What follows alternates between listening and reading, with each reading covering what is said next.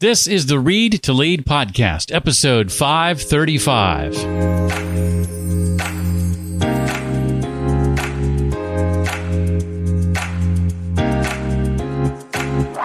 I find that when you want to have people take a tough position, they have to come to it themselves. You have to understand what is their FUD, their fear, uncertainty, and doubts around certain issues. You have to know that really well. Then you have to offer them another way of thinking and the path to find those other ideas. And then you have to stop. From CEOs communicating with board members to managers negotiating salary increases and entrepreneurs looking to raise capital, it's impossible to overstate the role of persuasion in making your personal and professional goals a reality. The ability to convince others respectfully and effectively is one of the most important skills you can master, whatever your profession. Hi, I'm Jeff. This is the Read to Lead podcast, the podcast dedicated to your personal and professional growth, where I believe if you want to achieve true success in business and in life, then intentional and consistent reading is a must. My guests today, yes, there are two of them, are Adele Gambardella and Chip Massey. They've written a book together called Convince Me, High-Stakes Negotiation Tactics to Get Results in Any Business Situation. And I'll be asking Adele and Chip to share about why authenticity and vulnerability are essential in business, but it's crucial to strike the right balance, how even seemingly casual interactions can benefit from having a clear agenda as long as authenticity is maintained, how understanding the different ways people are convinced, whether through emotions, facts, or something else, can lead to more effective communication, especially when there is a clash of styles, and much, much more.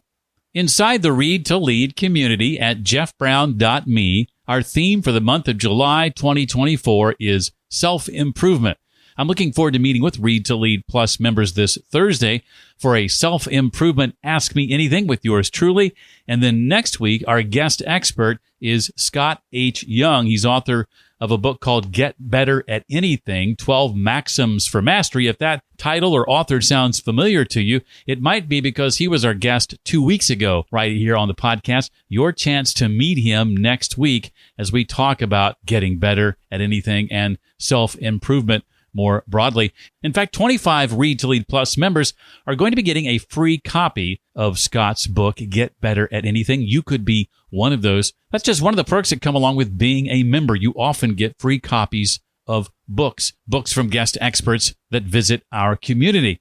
To find out more about this, you can go to jeffbrown.me and you can sign up for a free 2-week trial, which means you can peruse our library. There's now a year's worth of content there, a year plus actually. And it also means that during your 2-week trial, you can attend my Ask Me Anything on Thursday for free and our guest expert session next week with Scott for free. Even if you walk away 2 weeks from now, you get all that for free when you sign up for that free 2-week trial of a Read to Lead Plus membership. To do that, again, one more time, just go to jeffbrown.me.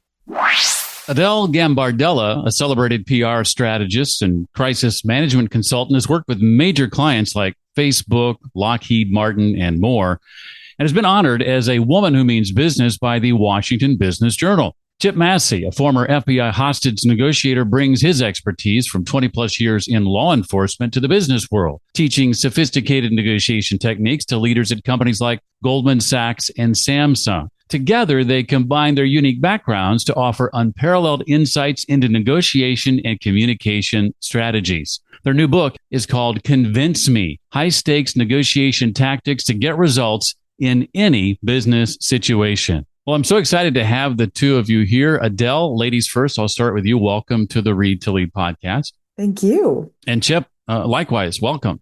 Thank you so much, Jeff. Glad to be here. You start off the very beginning of this book making this sort of comparison or contrast between something I think most of us are familiar with, and that's active listening, with forensic listening. Start with defining what forensic listening is, and maybe you can provide an example of a situation where using forensic listening as opposed to active listening allowed you to achieve a more favorable outcome, perhaps. Sure thing. So forensic listening is what we say is the art and science of analyzing a conversation after it's happened. And the reason we say that is because words leave clues. And just like you mentioned, Jeff, is active listening is in the moment. You are dealing with somebody usually in a crisis or escalated environment. And it's a wonderful means of helping them collect themselves and to readjust and, from a 10 to a 5 to a 2, right? It's that gradual de-escalation of whatever is at the core of the issue and problem. And with forensic listening, what we're saying there is that because of our relationships that we have, it's not just, one and done with our personal lives, with our business world. We see people on an ongoing basis, even if it's a consultant that comes in, a vendor who's in and out, we're going to see people in our lives on a spectrum. So, I think gone are the days when people are just, I saw that person once, I met them once, and that was it. No, we're more connected now than ever. And the result of that is that we should have a better strategy for listening, a dedicated process for doing that. And that's what we're highlighting in forensic listening, the art and science of analyzing a conversation after it's happened. So what we suggest people do is that they listen in a framework. And we ask people to do this, to think about it in a 4 kind of way of how to frame this. So one of these quadrants that we ask people to take notes in is the idea of what emotion is being present in the person that we're talking to or that we've just communicated with. Did they seem down? Did they seem very excited? Whatever that is. And then the other is the idea of themes. And that is what themes were developed in the course of that conversation with that person.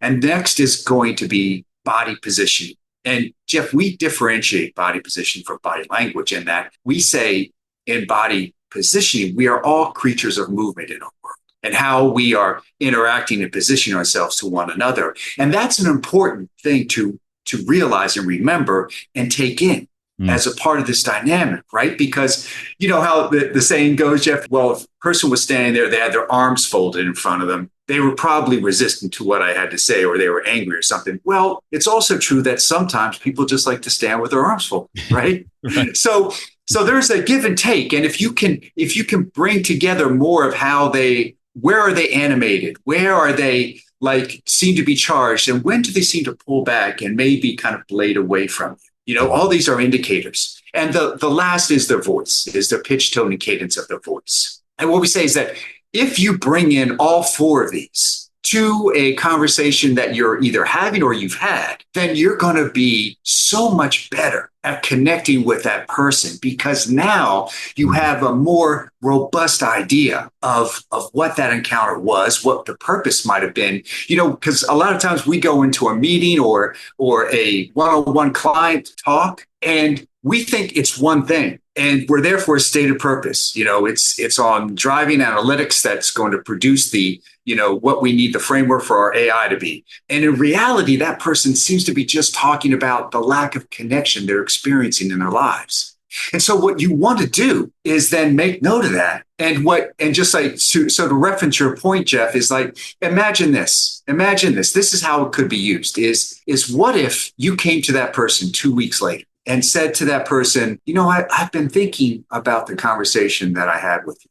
And right there, right, that creates a huge peak in that other person's brain. Like, wait a minute, they're referencing a conversation with me. And that's right. And in today's world, you know, Jeff, is that is such a rarity. People being seen, heard. And now what you're doing in what we call targeted validation is that you're coming back to them 2 weeks later, a month later. So I just want you to know it made an impact on me. And I know that our meeting was about analytics and AI, but, you know, it just seemed to me that what was really driving that was a lack of connection in our day-to-day lives, in our business world. And I just want you to know that I took that to heart. And I decided that I was going to implement a regular meeting with my sales team. And we were going to talk, and we're going to have 10 minutes at the end of each day. And we're just going to say, this is my highlight, this is my low light, this is what I'm working on, this is what I'm excited about. And I just wanted you to know that was as a result of our conversation. You see the impact already, Jeff, right? Is that, and you can use this in a host of ways, right? Of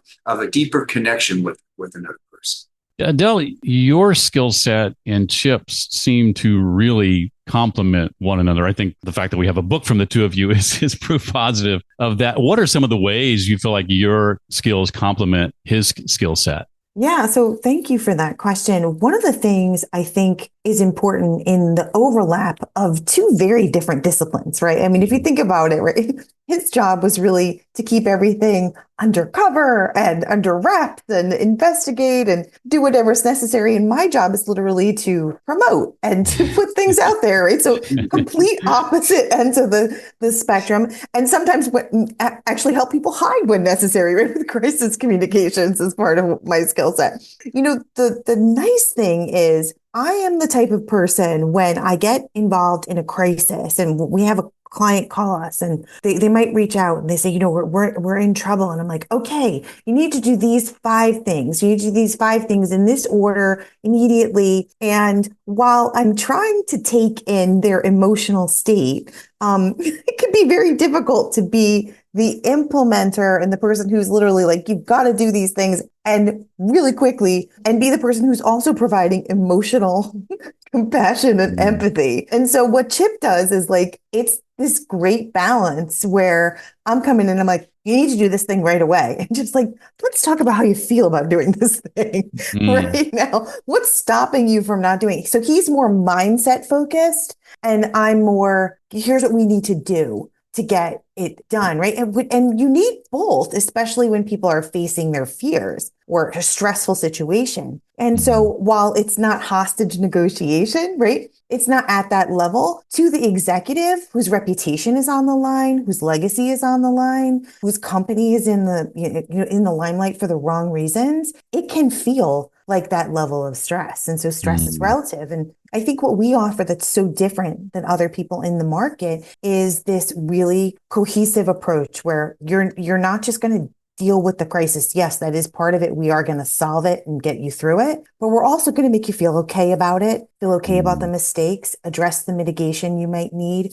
And some of this stuff is really hard to do. You have to apologize. You have to offer mitigation. Sometimes you don't want to offer to people who don't deserve it.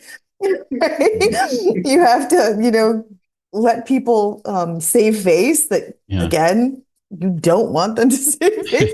I mean, some of this stuff is hard. So the emotional part of it is really, really critical in convincing yourself and others. And you just addressed something, Adele, I think most people are thinking, and that is, hostage negotiation and business interactions those are inherently different, but you've highlighted, I think, the fact that the principles of that other side still hold true to less extreme situations. They do. Absolutely. I mean, I think I've learned a ton as a result of working with Chip because I feel like I approach solutions differently. And I think we touch a lot on this in the book, like how you even present an idea initially is counter to what I learned as a consultant, as a journalist specifically, right? So journalists are taught the inverted pyramid, right? Which is the most important information at the top of the article and the least important information on the bottom. And what 40 years of social science research about being influential teaches us is if you start with your strongest point first,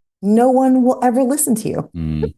It doesn't work because all they're going to do is dig their heels in and they're going to further believe what they believe. You start with your strongest point and you think, I'm going to convince them. I'm going to get them to my side.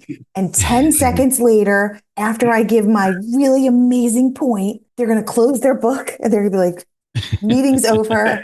You're brilliant.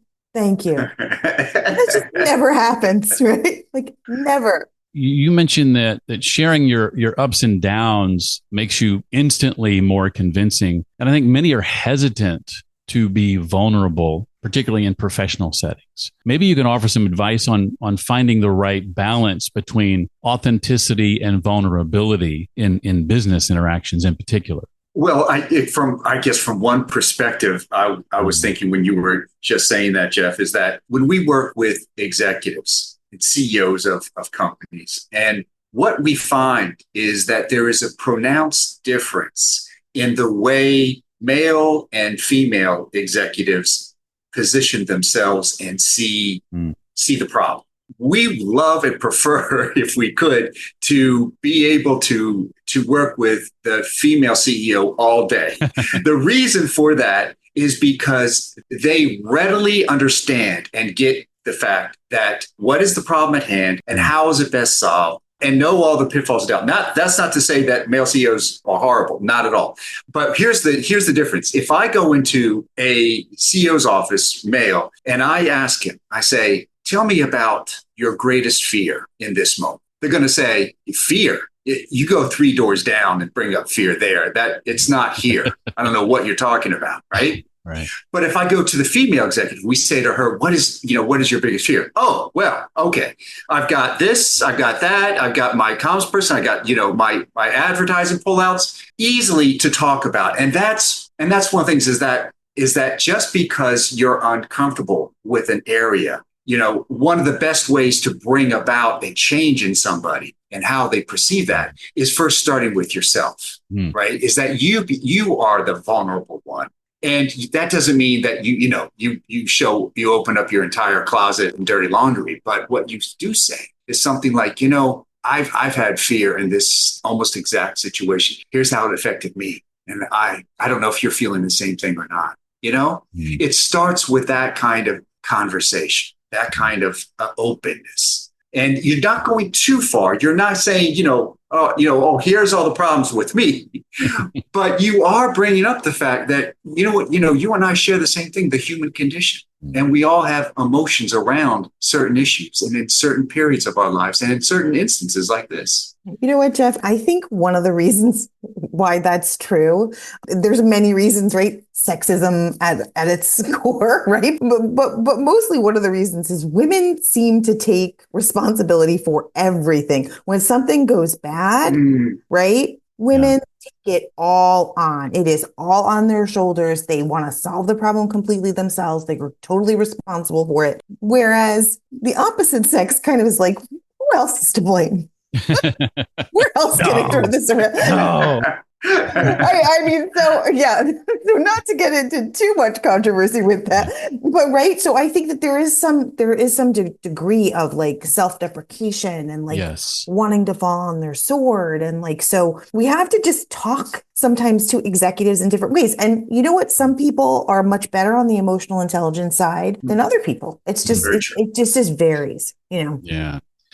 Your book, too, reminded me of a conversation on the show before with professional persuasive copywriter, a guy by the name of Ray Edwards, where we talked a bit about the difference between ethical persuasion and manipulation. You guys highlight the persuasive power of something called the Barnum, is it the Barnum-Forer effect? Am I pronouncing that correctly? Yes, that's correct. Mm-hmm. But you caution against manipulative tactics. Talk about the Barnum-Forer effect and where exactly do you draw the line between ethical persuasion and manipulation when employing these tactics or techniques? So my take on that is this, right? And you've probably even heard this expression before. You can use a hammer to build a house or break a window. Depends on your intention. Yeah. Intention in the tools. And so we give people these tools because they're very useful. And one of the real pillars of the Fourier effect is this idea of predictive statements. And predictive statements are really a way of opening up the other person, making predictions of what they care about,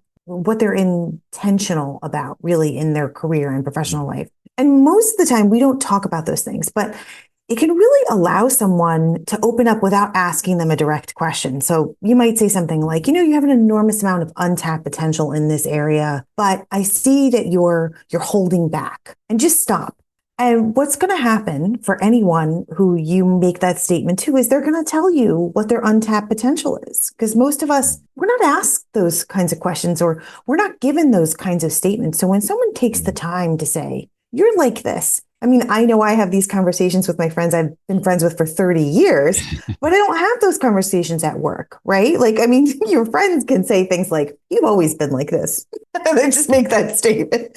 But at work, how do you do that? How do you break someone out of their comfort zone? So sometimes using these Fourier effects, which are used by fortune tellers, believe it or not, to get information out of the person they're talking to.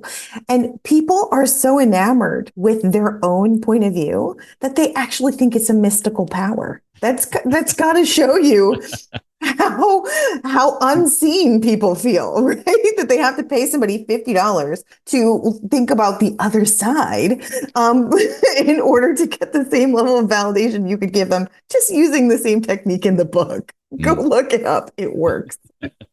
Well, let's have you guys dive into a bit of the neuroscience, which I'm very much fascinated by, particularly the neuroscience of emotions in this case. Explain how understanding the neuroscience of emotions, like, for example, the release of oxytocin during storytelling, has practically changed your approach to persuasive communication in business settings. One of the people we interviewed, Jeff, was Dr. Michael Platt of Wharton School. Mm-hmm. He holds a number of chairs. It's neuroscience, and I think he has a chair in the business. Medical. It goes on and on. So his research was very interesting for us. And one of the things that he talks about and talked to us for the book was the concept of syncing.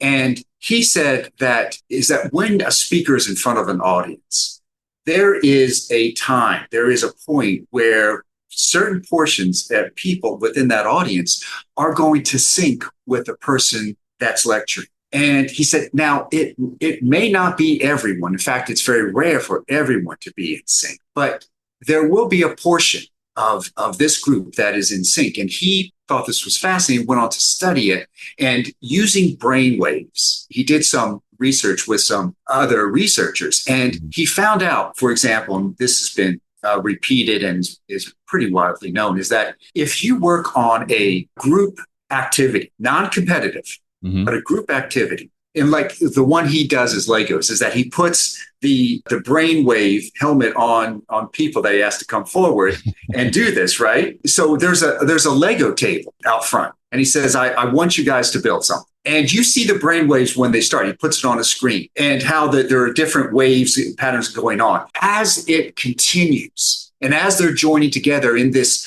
activity, the brainwaves start to sync up with each other.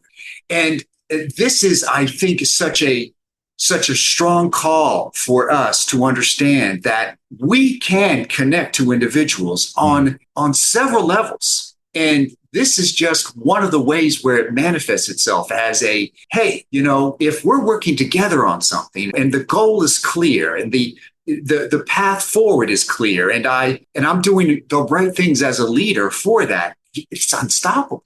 And people feel that sense when it's done, of that sense of great accomplishment. They did it together. There was that feeling of camaraderie, of spirit accord that you're looking for. And I thought that was a fascinating point, and something that we also teach.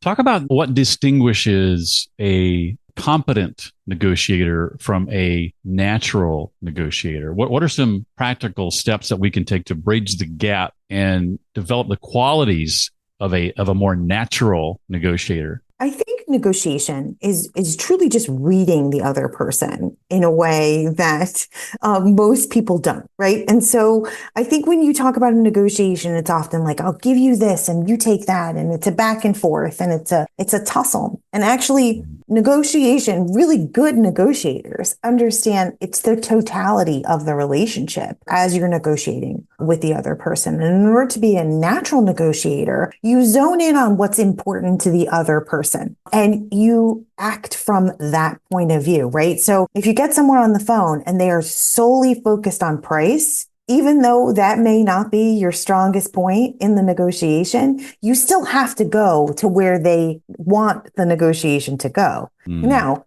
you can then steer it another direction, but point is you have to start where the other person believes, the conversation needs to go in order for you to get the upper hand, right? And so most people go, oh, you said this, I say that back. And, and somebody has to lose. When in actuality, that's not the case. You don't want the other person to feel like they're losing. That's the opposite. Most of us are taught BATNA and all these other skills that are really not effective. You guys too have mentioned the importance of having an agenda, even for seemingly casual interactions. And I think some folks hearing that might view that or think that is inauthentic. How do you reconcile having an agenda with being genuine in your interactions at the same time? I think one of the things is that we have to keep in mind, just like for us today, Jeff, Adele and I, we're incredibly honored to be on your podcast and for you to take time to talk to us. Time is the only thing, right, that we can't create more of, right? We've heard that said. And so when we have interactions with anyone, we need to be mindful of that. We need to honor that time. And one way of doing that is to focus in on what are the points that I want to make sure that I connect this person to or with and discuss. And what is it that I think they're going to also want to talk about? And that doesn't have to be like a bullet point plan that you put out on the agenda on your calendar, but rather something that, you're going to keep running in your head, because you're not just, we say there is no such thing as just chit chat. It doesn't exist. If it does, then, really you're doing the wrong thing and you're not honoring that other person's time. Now, that doesn't mean that it doesn't allow for the serendipitous conversation and the just passing in the hallway kind of thing. But we should, be mindful of and try to squeeze that orange for all it's worth in terms of that connection with that person, right? It is an opportunity to discover, to learn more, to deepen a relationship, to put something forward, to get an idea out into the world. And why not be intentional about how you do that? Most people don't do this naturally, right? They're there, they have their own, goals. They have a checklist that they want to get through, right? Mm-hmm. And they have an end in mind when especially when you go into negotiation. But go into it more open-minded. The natural negotiators see what's around them and adapt to the situation as needed. And they look and they observe and they ask questions. Really good negotiators understand that there's room for flexibility. Adele, I know you've had some clients in the political space. Believability and likability is as important there as anywhere. What advice do you have for anyone maybe working in a field where their ideas or perspectives might be controversial or unpopular? Yeah, what I would do is I would never be the hero of my own story. And I think so many people do that, right? They'll go in and they'll start their point and they'll tell people, you should believe me because I have so much experience, and you should believe me because I know better than everybody else in the room.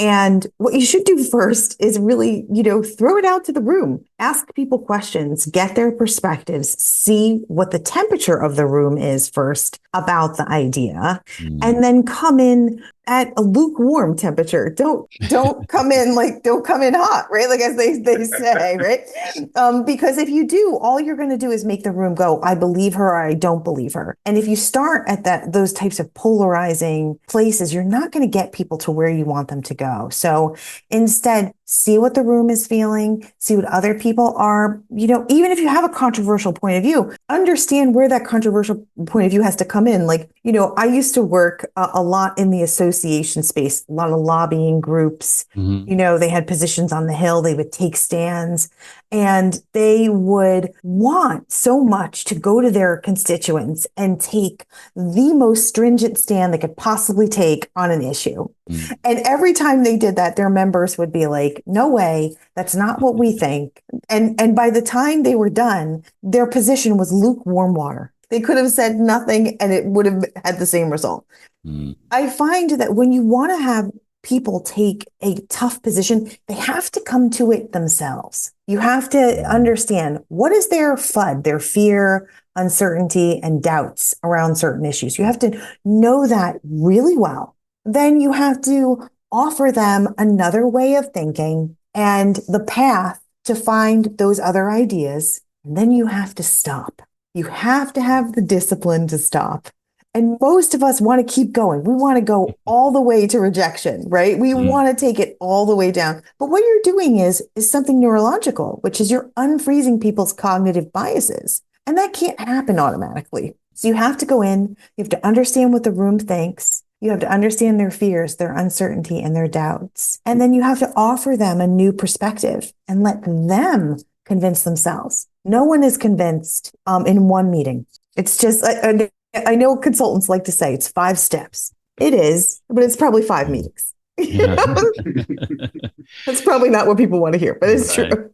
Talk a bit about, as we begin to wrap up, how some of these principles of convincing can be applied to larger scale persuasion, such as influencing organizational culture or maybe even driving social change? I've had the privilege of speaking at the United Nations 2 times in my career, both on crisis communication issues around tough topics. And I was brought in because our agency handled an issue, and the CEO of the both nonprofits was so happy that they invited us in to teach other NGOs how to do it, right? Because it's hard. Yeah. I think in order to drive social change, you have to understand what the masses are thinking. What do they feel? What are they thinking about? What's their concern? Study the FUD, right? Understand the patterns. And I think in order to drive social change, you also have to study human behavior over time, right? Like, I don't think anything that's happening right now in our, for instance, political system, which I won't comment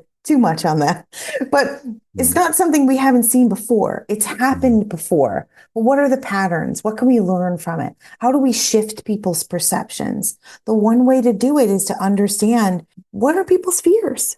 Where are they coming from? And then be able to zero in on where you have the most influence. Most people will go way outside their sphere of influence and try to convince people and move people on major topics that they really don't have the expertise to do, right? They don't have the expertise to move people in a direction. So if you want to have real major change, you have to figure out, where is your bullseye of influence? Where are you going to be able to convince most people? If I want to talk about crisis communications, that's where I have the most influence. That's my area of expertise. I know that better than most people, better than, I'm probably top 1% in that area. What are you the top 1% in? Where can you make the most social change? Where can you move people? And that's going to set you apart and make you effective. Chip, has there been a movie done about your life yet? I found fascinating some of the things that you've done. No one, thank goodness. I think people would be bored to death. They would not. Well, I was just thinking off the top of my head, the story you start the introduction with was just fascinating, and what you were able to teach in just a few hours to a non-English speaker at that, to be able to get her daughter back, and not just her daughter, but several others being held for ransom. Yeah, it really was it's one of those moments, Jeff, when you're dealing with somebody who you think it's impossible for them to be able to handle the moment. How in the world does a mother come to grips with the fact that a kidnapper has her daughter and her life could end if she doesn't get this right? And it amazes me, is the human capacity to both rise to the moment and to be able to push through in the face of horrendous odds. And yeah, I'm just, but again, it really is a kind of testament to, if you're willing, if you put in the time and the effort.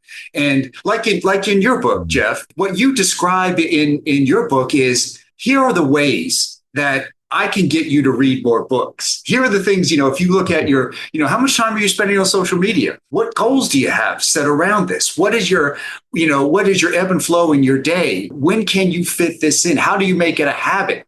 And I think that if people are really interested in wanting to improve, like one of the things that Adele always says is that we generally do not have any convincing strategies beyond what we've learned when we were 6.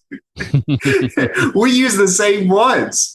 She said, for the kid that kind of moped, on the playground because he couldn't get on the swing set and got his way, you're going to see the executive who's moping around the office because, he doesn't get his way. And so what are the ways that you can increase that to be more effective, to be more convincing, to, establish yourself in this world, and to, maybe you want to change your role. Maybe you're in accounting and you want to go to marketing, but nobody sees you as a marketer. Well, how do you do that? Right.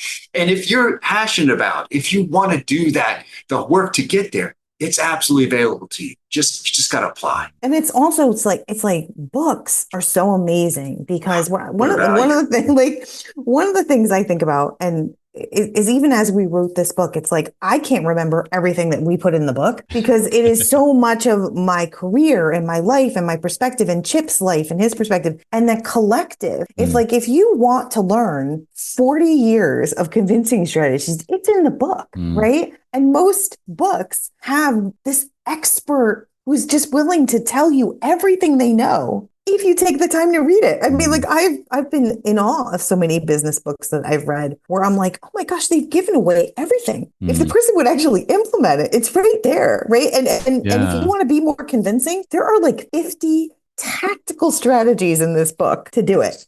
How somebody reads you, how you read them, how to listen, how to respond when somebody needs to be validated. I mean, it's all here. And some authors are better at teaching what they've learned than others. And one of the concerns I had was, okay, FBI, negotiator, celebrated PR strategist, crisis management consultant, can they teach this stuff? Well, the answer is absolutely yes. And one of the first pieces of evidence we find in the book is what I was just referring to, is that woman who was basically taught in just a few hours what she needed to do to get her daughter back. And that told me right away, these guys can teach it too. So that's what makes a book like this especially special. Thank you. Let me ask finally, what have I not asked that you want to make sure people know about? And I'll give you both a chance to answer that question if you like. Well, I would say that you have to think about what type of person you're convincing. Are you trying to convince an emotional person, or are you trying to convince a more fact-based, research-oriented person? Both of those people will receive what you're saying very differently. If I come at a fact-based person with emotion, storytelling, and everything I think they need to feel about what I want them to take away from an argument, I will lose. You're talking about me and my wife, actually. So many people say this, right? So many people say, yes, I can totally identify that. If you go in with a fact-based argument for an emotional person, it will shut you down. I don't want all the facts. I don't want the statistics. I want you to tell me how I'm supposed to feel about what you're saying. Right. So you have to understand who you're talking to. And the interesting thing is sometimes the way you're convinced is different than the way you convince others. So you may go at it, Jeff, when you're in an argument or when you're trying to convince your wife of something, you may go down all of the facts. But when she's coming to you and she wants to convince you of something, you want to be emotionally swayed. So you have to sort of condition yourself to understand who you're talking to and adapt your style to their preferences. So what Gary Smalley talks about in the 5 love languages, this is your negotiating love language, basically. Yes. Oh, that's great. I'm going to use that. That's true. Yes, it's negotiating love language. Anything to add from you, Chip, with regard to things maybe I didn't ask that you want to make sure people know? I just think that, I just want to encourage people that they may think that their lives are set, that there isn't a way beyond where they are right now, and they might feel stuck. They might feel that they can't get an increase in salary, or they can't get a different job, or they can't even, in fact, change careers and do something entirely different. It's possible. That's the hope. And one of the things I loved about when I was writing this book with Adele is that there are so many strategies to help the world see you in a different way, to get that salary increase, to get that change of job, to change your life direction entirely. It's all a matter of just learning some new techniques, some new ways of understanding both yourself and that other person that you need to convince. It makes all the difference. One more question for each of you to recommend one book to listeners. Like if there's a book that just has impacted you in a powerful way and you had to narrow that list down to one, maybe there's several, but if you had to narrow that list down to one, what would that book be? Chip, I'll start with you. Well, I'm a huge Peter Drucker fan, and I have a whole backstory for it and a reason for it. The Effective Executive. And there's so much that has been drawn from him. The knowledge worker. I mean, this started with him, and look where we are today. This was 20, 30 years ago, and, it's so relevant. So anything by him and anyone that's picked up on his kind of threads, I find to be fascinating. Adele? I'm going to list something that's a little bit different, and maybe it's because I'm listening to it and reading it myself, which is Change Your Paradigm, Change Your Life by Bob Proctor. It's just old school mindset changes, right? How do you get yourself to do what it is you need to do to push yourself to move forward? And I want to say that our book does that as well, right? We want to change people's perception and paradigm of how they can be more convincing, because you really can be. You could be better at it than, I feel like I'm better at it as a result of writing it with Chip, right? And I feel like, just yes, exactly. sitting down and writing it together. I heard his perspective, he heard mine. We come at it very differently. But in the end, the result is the same, which is I'm now able to listen to people on a deeper level. I'm able to provide empathy more differently than I did when I started. I'm able to sync with people in a way that I hadn't. It's just my understanding of how people get convinced has increased. And that's the power of writing a book, but reading one as well, right? I mean, you feel like an expert when you're done writing a book. Then I don't remember anything, but then, Well, every time I sit down to talk with authors about a book I truly enjoyed and loved, I look at the clock and I go, where the heck did that 45 or 50 minutes go? It went by really, really fast. Thank you both so much for taking the time. I know you're very busy and appreciate you being here. Really enjoyed the book and I'm going to recommend it to everyone I meet. Thank you. What an honor. Thank you so much, Jeff. Thank you. For more on today's conversation with Adele and with Chip, you want to go to the show notes page just for this episode. You can find that at readtoleadpodcast.com/535 for episode 535. You'll also find links there to my note-making mastery course and how to join us in the Read to Lead community with a Read to Lead Plus membership.